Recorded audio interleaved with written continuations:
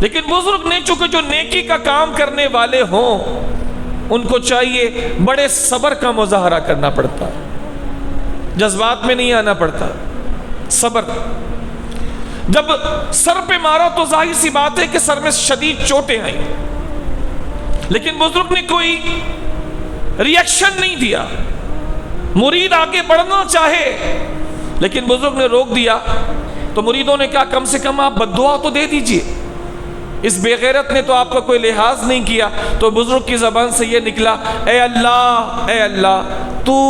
اپنے اس بندے کو آخرت کی بھی خوشحالی عطا فرما، اسے آخرت کی خوشحالی عطا فرما۔ مریدین نہیں سمجھ پائے، بعض سمجھ گئے بعض نہیں سمجھ پائے، تو کہا حضور اس نے آپ کے سر پہ مارا، چوٹ لگی، آپ نے بدلہ نہیں لیا، ہم نے کہا بد دعا کر دیں، آپ نے بد دعا کرنے کے بجائے یہ کیا دعا کر دی کہ اللہ اسے آخرت کی بھی خوشحالی عطا فرما۔ بزرگ نے فرمایا کہ تھوڑی دیر کے بعد اس کا اثر دیکھ لینا۔ ابھی تھوڑی دیر گزری تھی، چند قدم آگے گئے تھے، پیچھے نوجوان کو دوڑتے ہوئے آتے ہوئے دیکھا اور آ کر کے بزرگ کے قدموں میں گر گیا۔ اپنا سامان موسیقی کا اس نے توڑا، سارے دوستوں نے بھی اپنے موسیقی کے سامان کو توڑا اور توڑنے کے بعد کہنے لگا حضور مجھ سے غلطی ہو گئی ہے، معاف کر دیں، میں بھی اپنی جوانی کے ان گناہوں سے توبہ کر کے آپ کے مریدوں میں شامل ہونا چاہتا ہوں۔ تو اللہ کی محبت میں اس جوانوں کے پاس گئے تھے یا جوانوں کے پاس گئے تھے؟ تحاب فی اللہ، وہ لوگ، وہ دو قسم کے لوگ جو اللہ کی محبت میں ایک دوسرے سے ملے، جو دونوں ایک دوسرے سے محبت کریں تو اللہ کے لیے، نہ پیسوں کے لیے، نہ اسٹیٹس کے لیے، نہ اپنا کام نکالنے کے لیے۔ آج دنیا میں اکثر محبت ایسی ہوتی ہے، کوئی نہ کوئی لالچ یا کوئی نہ کوئی غرض ہوتی ہے، کام نکالنا، پیسے لینا، ادھار لینا، کوئی چیز لینا، کوئی مرتبہ لینا، کوئی سائن لینا۔ یہاں محبت وہ والی چاہیے جو ایک ماں اپنے لال سے کرتی ہے بغیر غرض کے، جو ایک باپ اپنی اولاد سے کرتا ہے بغیر کسی مقصد کے۔ چونکہ وہ اس کی اولاد ہے تو محبت کرتا ہی ہے، چونکہ وہ اس کی ماں ہے تو محبت کرتی ہے۔ ایسی محبت اگر کوئی کسی دوسرے مسلمان سے کرتا ہے صرف اللہ کے لیے، صرف اللہ کے لیے، وہ ملتا ہے تو صرف اللہ کے لیے، اور وہ اس سے بچھڑتا ہے تو صرف اللہ کے لیے، فرمایا یہ وہ لوگ ہیں جن کو اللہ تعالیٰ میدان محشر میں اپنے عرش کا سایہ عطا فرمائے گا۔ آگے نمبر 5 پہ اللہ کے نبی نے فرمایا وَرَجُلٌ دَعَتْهُ امْرَأَةٌ ذَاتُ مَنْصِبٍ وَجَمَالٍ فَقَالَ إِنِّي أَخَافُ اللَّهَ۔ فرمایا 5واں وہ بندہ ہے یا 5ویں وہ بندے ہیں جن کے ساتھ اتنا بڑا حادثہ پیش آئے اور وہ اس حادثے سے نکل جائے اللہ کی مہربانی سے۔ وہ حادثہ کیا ہے؟ کوئی خوبصورت عورت اور بڑے خاندان کی، منصب والی، عہدے والی، بڑے اسٹیٹس والی اور حسن و جمال والی وہ عورت کسی نوجوان کو گناہ کی دعوت دے، اسے بدکاری کی دعوت دے اور بلائے۔ اب کوئی رکاوٹ باقی نہیں ہے گناہ کے ہو جانے میں، اس کا اسٹیٹس ہے یعنی بڑے خاندان سے، کوئی کیس نہیں بنے گا، کوئی بات نہیں بنے گی، کوئی ہاتھ نہیں ڈالے گا، کوئی قریب نہیں آئے گا، کوئی تھانے دار نہیں آئے گا۔ وہ جمال اور ہے بھی خوبصورت، عہدے دار بھی ہے اور حسن و جمال والی بھی ہے اور گناہ کی پیشکش خود کر رہی ہے، لیکن یہ بندہ ایسے ماحول میں جبکہ گناہ کے سارے داعیے موجود ہیں اور ایسے ماحول میں یہ کہتا انی اخاف اللہ، انی اخاف اللہ، اے اللہ کی بندی، اے اللہ کی بندی، تو کیا سمجھ کے مجھے گناہ کی طرف بلا رہی ہے؟ مجھے خدا کا خوف ہے کہیں میرا رب مجھ سے ناراض نہ ہو جائے۔ انی اخاف اللہ، مجھے خوف خدا ہے، میں کبھی بھی اس اقدام پر تیری ہاں میں ہاں نہیں ملا سکتا۔ یہ بہت بڑا کام ہے، بالخصوص اس زمانے زوال میں بہت بڑا کام ہے۔ لیکن جو یہ کر پائے گا، جیسے حضرت یوسف نے سارے دروازے زلیخا نے بند کر دیے اور در پے ہو گئی، وہ عہدیدار بھی تھی کہ عزیز مصر کی بیوی تھی، وزیر اعظم کی، اور خوبصورت بھی تھی، اور دروازے بھی سارے بند کر دیے، حتیٰ کہ حضرت یوسف کے پیچھے دوڑی اور حضرت یوسف آگے بھاگے، اور اس نے آگے کا بھی دروازہ بند کر رکھا تھا، لیکن جتنے دروازے تھے سارے بند کیے تھے۔ ایک مخصوص پلان کے تحت اس محل میں جتنے دروازے تھے سارے بند کیے تھے، اس نے پہلے سے کنڈی لگا دی تھی۔ لیکن جب بندہ اللہ کے لیے کوشش کرتا ہے کہ نہیں، میرے دامن پر کبھی یہ داغ نہ لگے،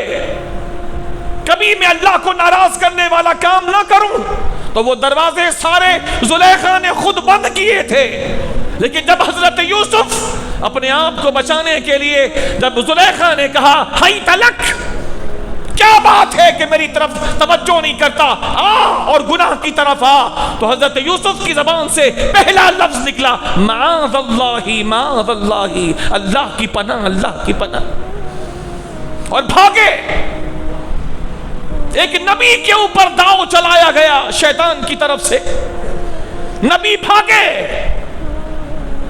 جب بھاگے اپنے آپ کو بچانے کے لیے، پہلا دروازہ سامنے آیا جو زلیخا نے بند کیا تھا، لیکن جو اللہ کے ڈر سے اپنے آپ کو بچانے کے لیے کوشش کرتا ہے، اللہ اس کے لیے راستے نکال دیتا ہے۔ جو دروازے خود زلیخا نے اپنے ہاتھوں سے بند کیے تھے، حضرت یوسف دوڑتے ہوئے جب ان دروازوں کے قریب پہنچتے تھے، خدا خود ان دروازوں کو کھول دیا کرتا تھا، خدا کھول دیا کرتا تھا۔ اور آخری دروازہ، یہ بھاگتے بھاگتے جب آخری دروازے کے قریب پہنچے، اور زلیخا بھی تیز دوڑ رہی تھی ان کے پیچھے، تو اس آخری دروازے کو جب کھلا تو سامنے اس زلیخا کا شوہر عزیز مصر کھڑا تھا، جس نے اپنی آنکھوں سے دیکھا کہ میرے گھر میں یہ نوجوان جس کو میں نے آباد کیا ہے، نیک آدمی، یہ آگے آگے بھاگ رہا ہے اور پیچھے میری بیوی ہے۔ پھر وہاں سارے معاملات قرآن مجید فرقان حمید بیان کرتا ہے، کس طرح زلیخا نے بات بنائی اور اپنا الزام حضرت یوسف کے سر پہ رکھا، اور عزیز مصر نے سب کچھ جانتے بوجھتے کیا فیصلہ لیا، وہ سب کچھ اپنے جگہ پر۔ لیکن میں موضوع کے حوالے سے یہ بات عرض کرنا چاہتا ہوں کہ اللہ کے نبی پر بھی یہ داؤ چلایا گیا، لیکن حضرت یوسف معاذ اللہ کہنے کے بعد پھر وہاں سے بھاگتے ہیں، تو اللہ ان کی خوبصورتی اور ان کی پاک دامنی کا ذکر قرآن مجید فرقان حمید میں کرتا ہے۔ حضرت یوسف نوجوان تھے اس وقت، اگر کوئی یہ کہے یہ تو نبیوں کی شان ہے، میں کہوں اللہ کے دوسرے بندوں کی بھی یہی شان گزری ہے کہ گناہ کی دعوت دی گئی اور انہوں نے اپنے آپ کو گناہ کے ماحول سے صاف بچا لیا، اپنے آپ کو گندگی میں لپیٹ لیا، اور گندگی میں اپنے آپ کو لپیٹ کر پاگل بننے کا انہوں نے ایک ڈھونگ رچایا تاکہ کسی طرح بھی اس مصیبت سے میری جان چھوٹے اور میں زنا اور بدکاری کے اس گناہ سے اپنے آپ کو بچاؤں، ورنہ میرا خدا مجھ سے ناراض ہو جائے گا۔ انی اخاف اللہ۔ اور یہ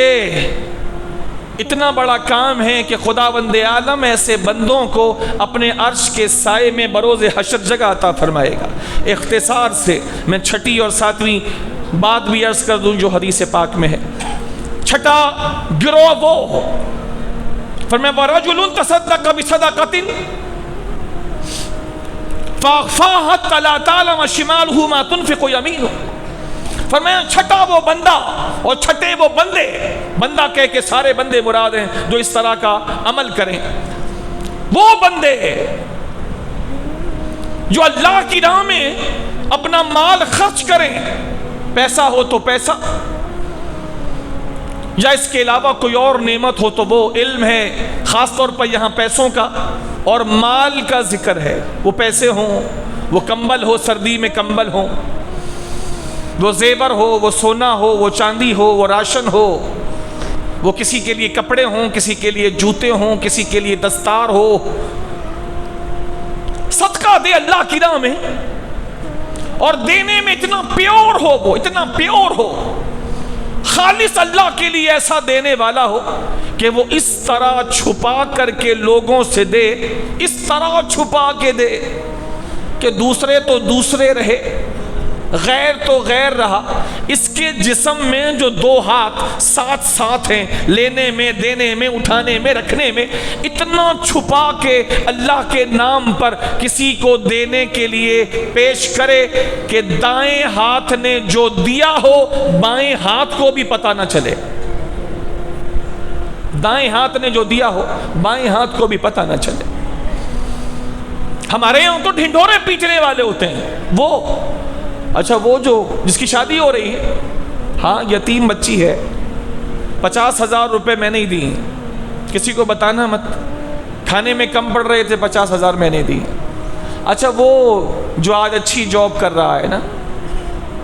وہ بالکل قلاش اور پریشان تھا، جاب شروع کرنے کے لیے، کاروبار شروع کرنے کے لیے پیسے چاہیے تھے، 30,000 میں نے ہی دیے ہیں، تب جا کے یہاں تک پہنچا، کسی کو بتانا مت، میں نہیں دیے۔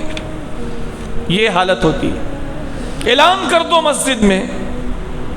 کہ یہ جو مسجد میں 50 لاکھ روپے دیے ہیں نا، میں نے دیے۔ حدیث پاک میں رب کے نبی ارشاد فرماتے، وہ بندہ جو صدقہ دے اور اتنی پوشیدگی سے دے کہ بائیں ہاتھ کو جو اس کے وجود کا حصہ ہے اس کو بھی پتہ نہ چلے کہ دائیں ہاتھ نے کیا دیا۔ ہمارے بزرگوں میں کئی بزرگ ایسے گزرے ہیں جو حقیقت میں جب کسی کو کچھ دیتے، دائیں بائیں آگے پیچھے کوئی نہیں ہے، دیتے تو دیتے وقت اپنا بایاں ہاتھ وہ پیچھے کر لیتے یا چادر کے اندر کر لیتے تاکہ حدیث کے ظاہر پر بھی عمل ہو جائے، حدیث کے ظاہر پر بھی وہ اپنے بائیں ہاتھ کو چھپا لیتے اور دائیں ہاتھ سے پیش کرتے۔ مسلمان کو یوں کر کے دینے میں شرماتے تھے کہ میرا ہاتھ اوپر اور دوسرے مسلمان کا ہاتھ نیچے ہو، وہ شرماتے تھے۔ کوئی ایسے کر کے پیش کر دیتے تھے، ایسے کر کے وہ خود اٹھا لے، لینے والا خود اٹھا لے، یوں نہیں، ایسے دیتے تھے۔ کچھ کہتے تھے کہ مجھے ایسے دینے میں ابھی شرم آتی ہے کہ کوئی مسلمان میرے سامنے آ کر کے جھکی جھکی نظریں، شرمیلا شرمیلا چہرہ، اور وہ آ کر کے میرے سامنے شرمندہ ہو کر کچھ کوڑیاں لے کر جائے، کچھ دنیا کی ذلیل دولت لے کر جائے، پیسے لے کر جائے، ایک مسلمان میرے سامنے آ کے شرمندہ ہو، مجھے پسند نہیں۔ لہذا وہ فرمایا کرتے تھے کوئی اپنا مسئلہ ہمیں آ کر کے سامنے بیان نہ کیا کرے، پرچی لکھ کر کے بھیج دیا کرے اور اس پہ پتہ بھی لکھ دیا کرے کہ اس کو کیا ضرورت ہے اور کہاں رہتا ہے، ہم خود اس کے گھر پہ پہنچا دیا کریں گے۔ ایسے بھی اللہ کے بندے ہوئے، کچھ اللہ کے بندے ایسے ہوئے جو اتنا لوگوں سے چھپا کے اللہ کے بندوں کو دیتے تھے کہ رات کے وقت نکلتے تھے، معلوم ہوتا تھا اس گھر میں بڑی پریشانی ہے، تو کچھ اس زمانے میں سونے کے سکے یا چاندی کے سکے چلتے تھے، وہ ایک پوٹلی بنا کر کے اور وہ رات کو نکلتے ہوئے اس گھر میں ایسے اس کے صحن میں پھینکتے ہوئے چلے جاتے تھے کہ اس کے گھر میں وہ پیسے چلے گئے۔ اور جب وہ لوگ کبھی صبح اٹھتے یا رات کے کسی وقت میں اٹھتے، دیکھتے کوئی تھیلی آئی بھی تو سمجھ جاتے کہ اللہ کے کچھ ایسے نیک بندے ہیں جو اس طرح چھپا کے صدقہ دیتے ہیں کہ نہ لینے والے کو دینے والے کا سامنا کرنا پڑے، نہ لینے والے کو پتا چلے کہ دیا کس نے ہے۔ بات سمجھ میں آ رہی ہے؟ پتہ ہی نہیں چلے کہ دیا کس نے، معلوم ہی نہیں، اور دینے والا دے کے چلا گیا۔ اتنا بڑا دل جس کے پاس ہوگا تو اللہ اس کو عرش کا سایہ عطا فرمائے گا۔ اتنا بڑا دل جس کے پاس ہوگا کہ وہ شخص جس نے اللہ کے نام پہ صدقہ دیا اور اتنا چھپایا کہ کسی کو پتہ لگنے نہیں دیا، یہاں تک کہ اس کے الٹے ہاتھ کو نہیں پتا کہ سیدھے ہاتھ نے کیا دے دیا اللہ کے نام پر، کیونکہ اللہ قرآن میں ارشاد فرماتا ہے بروز قیامت لوگوں کے ہاتھ بھی ہم سے بات کریں گے، لوگوں کے پیر بھی ہم سے بات کریں گے، لوگوں کی آنکھیں بھی ہماری بارگاہ میں شہادتیں دیں گی، تو ہاتھ کلام کریں گے۔ لہذا اس وجہ سے وہ اپنے ہاتھ کو بھی چھپا لیتے تھے کہ اس کو بھی پتہ نہ چلے حدیث کے ظاہر پر عمل کرتے ہوئے کہ میں نے کس کو کیا دیا، کس کو کیا دیا۔ جو اتنا بڑا دل رکھے گا تو خدا کے نبی فرماتے خدا ایسوں کو عرش کا سایہ عطا فرمائے گا۔ یہ عورتوں کے لیے بھی ہے، یہ عورتوں کے لیے بھی، سب کے لیے۔ اللہ کے نبی علیہ الصلوۃ والسلام ارشاد فرمایا کرتے تھے تم ساری جو باقی رہ جانے والی بیویاں ہو، ان میں سب سے پہلے انتقال کر کے جنت میں مجھ سے ملنے والی بیوی وہ ہوگی جس کے ہاتھ لمبے ہوں گے، جس کے ہاتھ لمبے ہوں گے۔ حضرت عائشہ فرماتی ہیں ہم سب کو شوق تھا کہ ہم جلدی دنیا چھوڑ جائیں اور اللہ کے نبی جہاں جنت میں تشریف لے گئے ہم بھی جائیں، ہم سب جلدی دنیا سے جانا چاہتے تھے، لیکن ہم سمجھ نہیں پاتے تھے کہ لمبے ہاتھ کا کیا مطلب ہے۔ تو ہم بیویاں، حضور کی بیویاں آپس میں ایک دوسرے سے اپنے ہاتھ ناپا کرتی تھیں، تمہارا ہاتھ دکھاؤ، تمہارا ہاتھ دکھاؤ، ہاتھ ناپا کرتے تھے۔ ہم سمجھ نہیں پاتے تھے اس کا مطلب کیا ہے، لیکن جب حضرت سودا کا انتقال ہوا، حضرت سودا کا جو حضور کی بیوی ہے، تو ہم سمجھے اچھا حضور کے کہنے کا مطلب کہ مجھ سے سب سے پہلے وہ بیوی میرے بعد آ کے جنت میں مجھ سے ملے گی کہ جس کا ہاتھ سب سے لمبا ہوگا، تو اس کا مطلب حضور یہ فرمانا چاہتے تھے جو ہاتھ بڑھا کے لوگوں کو اللہ کے نام پر صدقہ و خیرات دینے والی ہیں، اور خدا کی قسم ہم سب میں سب سے زیادہ اللہ کے نام پر دینے والی حضرت سودا رضی اللہ تعالیٰ عنہا تھی، سب دیتی تھی۔ آپ یہ نہ سمجھیں حضور کی باقی بیویاں اللہ کے نام پہ نہیں دیتی تھی، اما عائشہ تو ایک مجلس میں 70 ہزار چاندی کے سکے، سونے کے سکے جو آتے تھے امیر معاویہ رضی اللہ تعالیٰ عنہ کی طرف سے، وہ سب اٹھا کے لوگوں میں بانٹ دیا کرتی تھی، لیکن حضرت سودا